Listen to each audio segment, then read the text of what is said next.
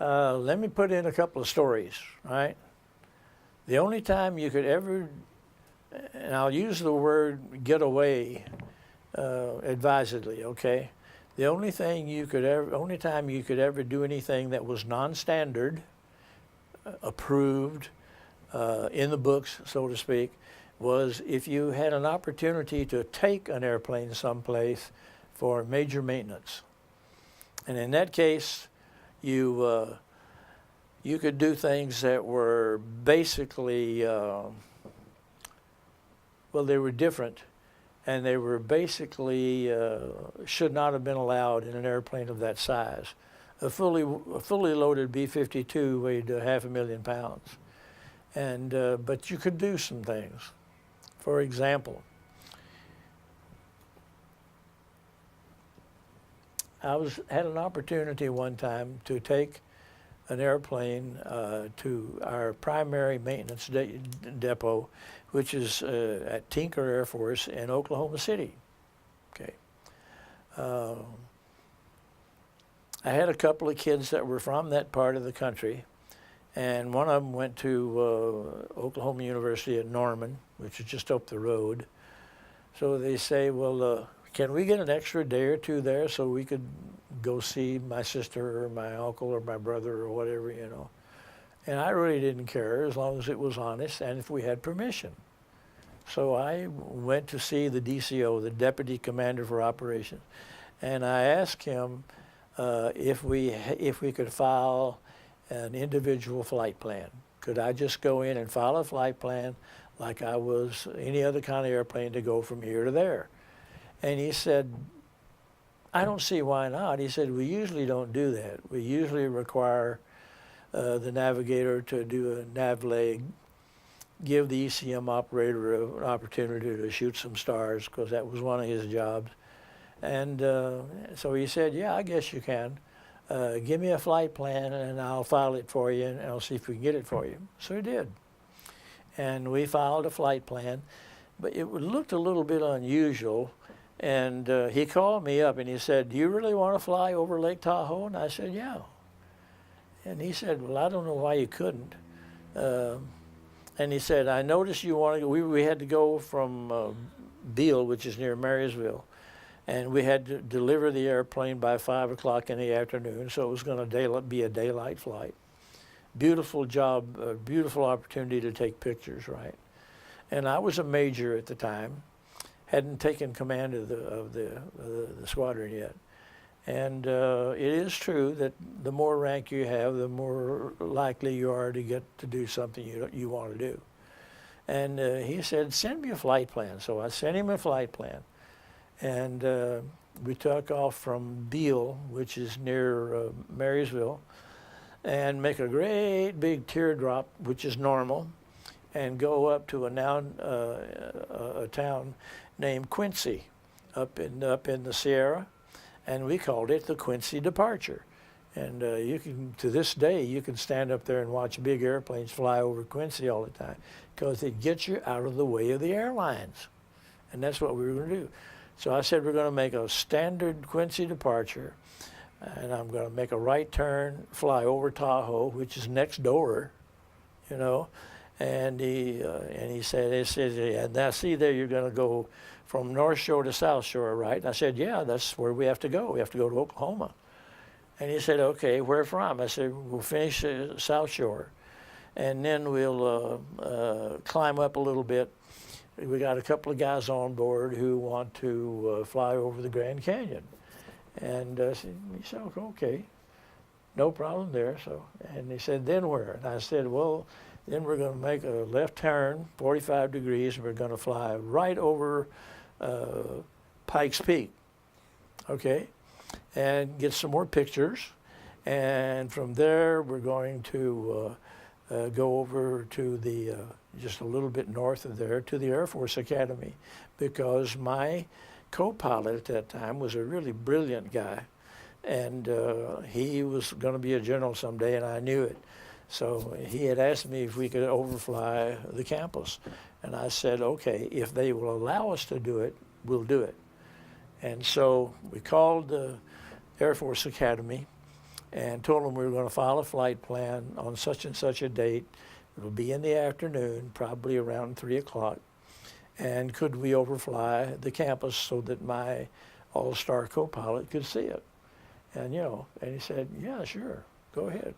File your flight plan, and we'll let the cadets know that you're coming over. Well, and they'd like to see a B-52 overfly on a special mission for the co-pilot to see the campus, and we did.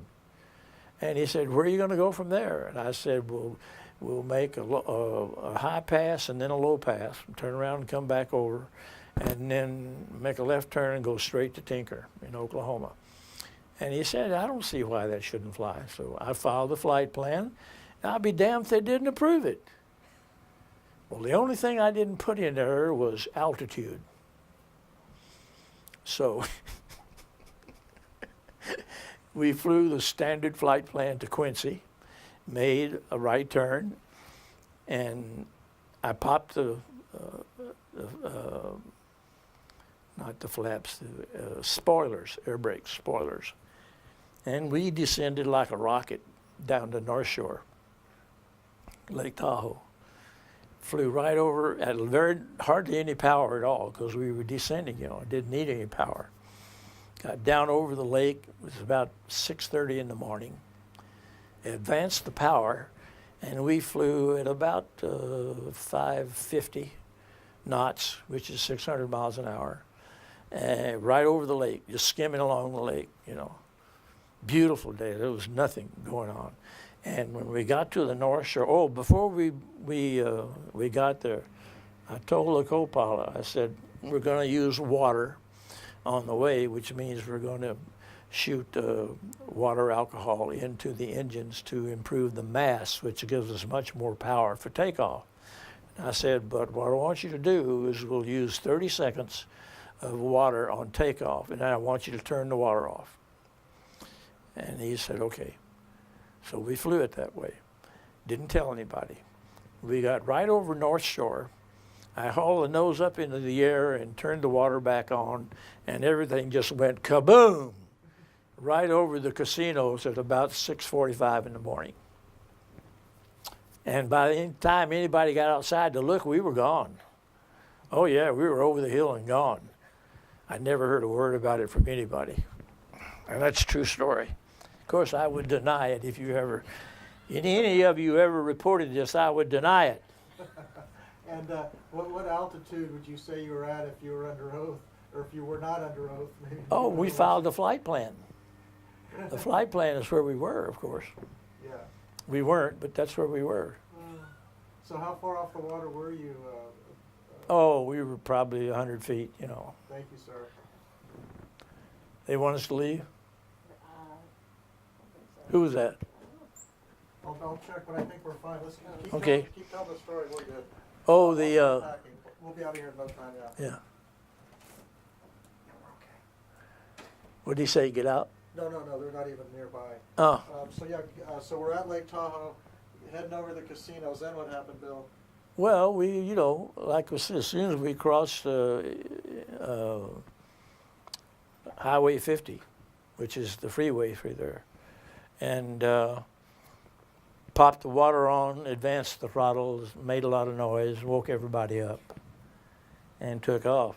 But the next neat thing that we really did, and listen, guys, I don't know who you are watching this, but if you ever mention this anywhere, you're a liar. All right. We went to the Grand Canyon. And I told my radar man was one of the best in the country, and I said, you keep track of what we're doing on radar, and I'll monitor it visually. And what we're going to do is fly into the Grand Canyon in a B-52, and we did. And that's the truth. We got down so low that you had to look up to see the rim on the canyon. What year was this? This was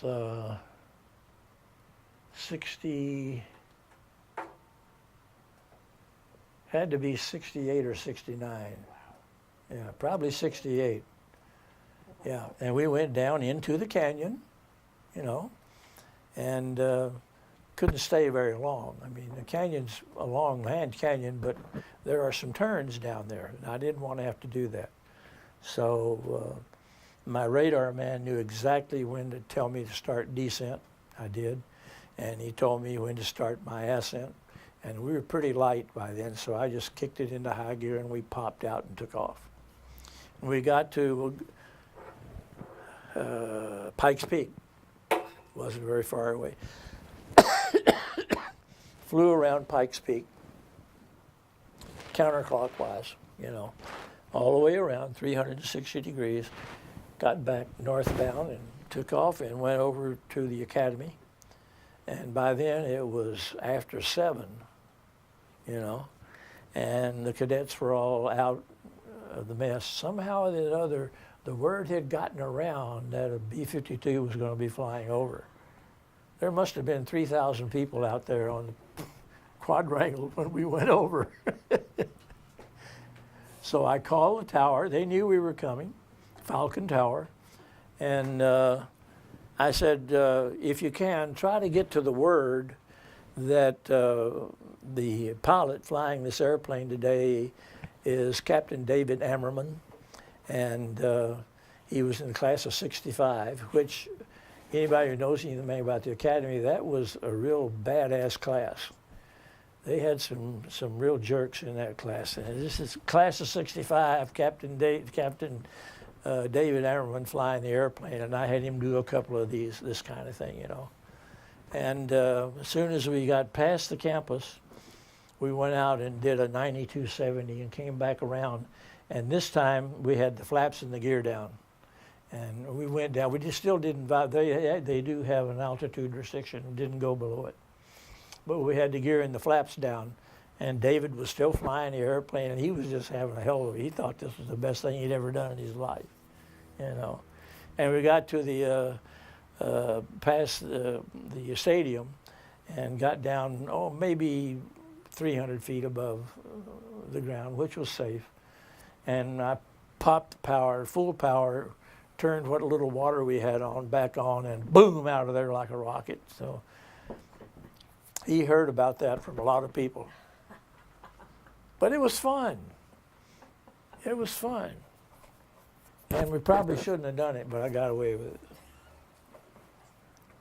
Because they knew the number of that airplane, you see. This wasn't like some crop duster going over a school. This was our identity was very plain. And we had a flight plan, so they could have told easily who it was. But Yeah. the flight plan was okayed, so. Yeah. But anyway,